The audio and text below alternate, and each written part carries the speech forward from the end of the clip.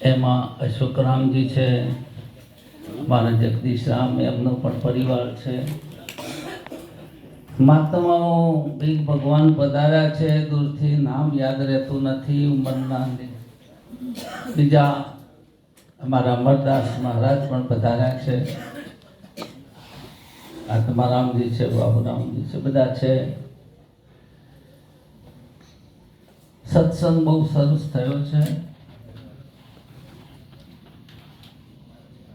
ઘણાને એવો વિવાદ કરે છે ઘણા સંતો કે બધા કાપા કરે છે, એવું મને કમ્પ્લેન. તમે કાપા જોયું છે, કદાચ સાંભળ્યું છે, વાદ વિવાદે સાંભળ્યું છે, પણ એકબીજાને પ્રણામ કરે છે, હાથ જોડે છે, એ જોયું તું? એ નથી જોતા. નેગેટિવ થિંકિંગ છે. એટલે સંતો ત્યારે કંઈ બોલતા હોય છે, અધિકારી ભેદે બોલતા હોય.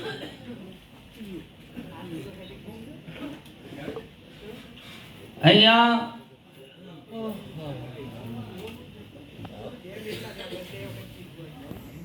મારે અહીંયા આવવું તો તે લોકેશન મૂકેલું. લોકેશન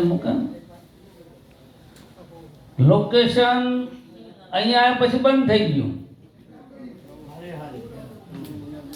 અહીંયા આવ્યા ને તો હજી બતાવી દેતું હતું કે આ બાજુ વળો ઓમ પણ હોય છે ને બંધ થઈ ગયું. સંતોમાં જો એટલે તમારું લોકેશનમાં. હા, તમે જોજો, સંતોનો અનુભવ છે. મેં વધારે હું કોઈના વખાણ ખુશામત નથી કરતો, ગુણ ગઈએ છે સંતોના. હું નજીકથી જગદીશ રામ જોડે બેઠેલો છું. પોતે નિરાંત જ્ઞાનને હૃદયમાં ઉતાર્યું છે અને વેદાંતના રહસ્યને જાણે છે. પણ આપણને એક વિચાર આવે છે કે એ આપણને શા માટે બોલાયા. મને વિચાર આવે છે, આપ સર્વ જ્ઞાની છો, બધા તત્વવેત્તા જ છે. ભાષા બદલાય, સિદ્ધાંત ના બદલાય. ભાષા તો બદલાશે, કહેવાનો ઢંગ બદલાશે, પણ બધા જ્ઞાની છે. પણ એક એવો ભાવ પકડાય છે અને એ કેમ પકડાય છે? જે દારે શરીરનો ભાવ પકડાય છે એ દારેથી જન્મ મરણ ચાલુ થાય. જે દારે તમને જીવ પકડાય, શરીર ભાવ પકડાય એટલે જીવ ભાવ આવે જ, લાંબો ના પર આવી જ જાય. હવે શરીર ભાવ છે. શું છે? ભાવ છે. જ્ઞાનીઓ કોઈ વાતનો વિરોધ નથી કરતા, કોઈ વાતનો બાદે નથી કરતા અને કોઈ વાતને ઉમેરો પણ નથી કરતા. આ જ્ઞાનીઓનું લક્ષણ છે, પરમ લક્ષણ. કે જેમ છે તેમ એ બોધમાં સમજાય છે. બોધ સિવાય, ગુરુની કૃપા સિવાય. ઘણીવાર સંતો કહે છે કે એક નિરૂપાધિક બ્રહ્મ છે, એમાં કઈ થયું નથી, થવાનું નથી ને થશે પણ નહીં, એવો નીચે પણ છે. તો વચ્ચે ગુરુ કેમ આયા?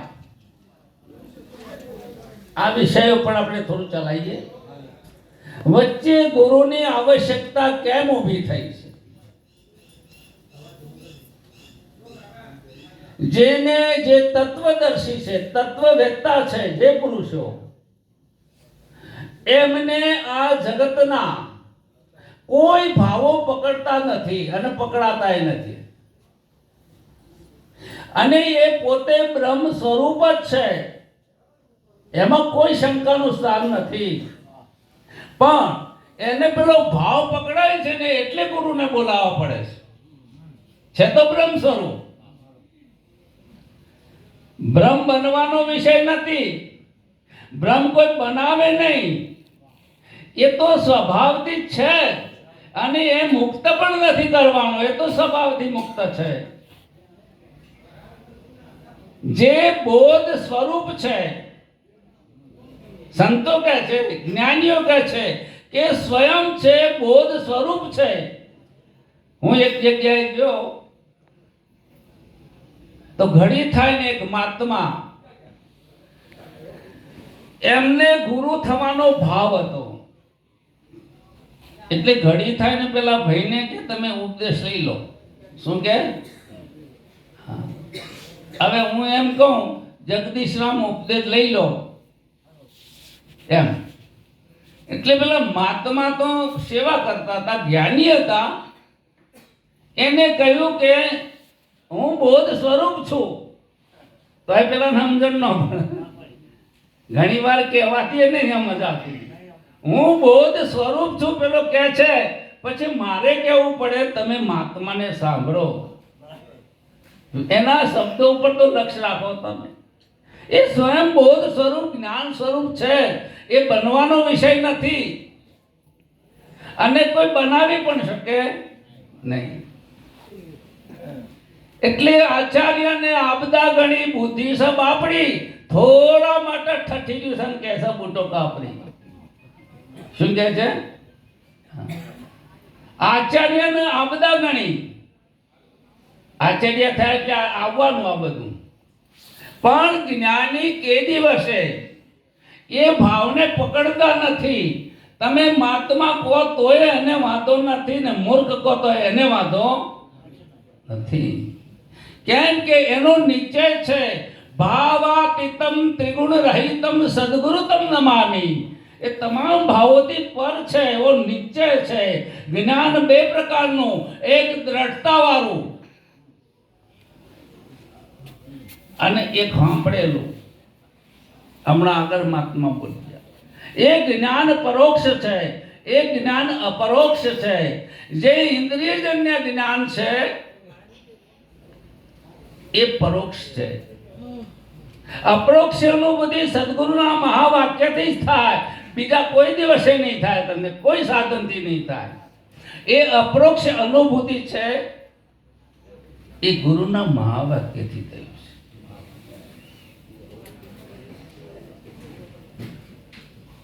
તમે કોઈ પણ વ્યક્તિ હશે, કોઈ પણ વ્યક્તિ 24 કલાક દુખી નહીં રહે.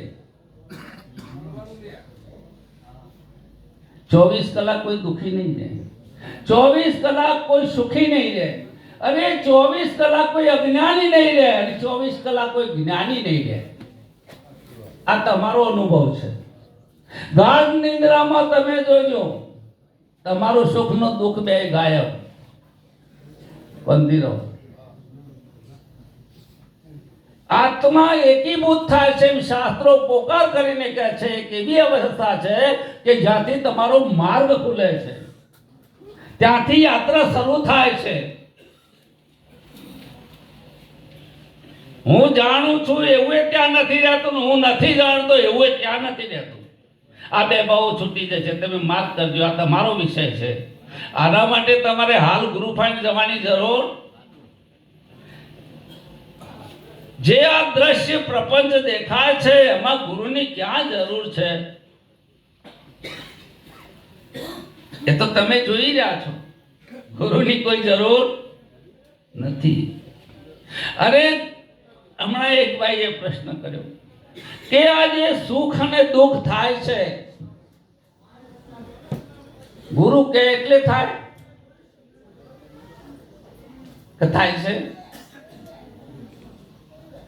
તમને પેઇન થાય, કોઈ દર્દ થાય, તો ગુરુ કહેવાને શાસ્ત્રો કહે એટલે થાય છે કે થાય છે? આ બહુ વિચારવા જેવો વિષય છે. એટલે ગુરુની ક્યારેય જરૂર પડે છે કે એના હાથની વાત ના હોય એ દાડે ગુરુની જરૂર પડે. મતિ ન લીખે જેહી મતિ લીખે સામે સુદપાત. જે મતિ જાણતી નથી, સંતો ગમે ત્યારે ગમે તે પ્રશ્ન કરે છે, એનો અર્થ એવો નથી કે નથી જાણતા.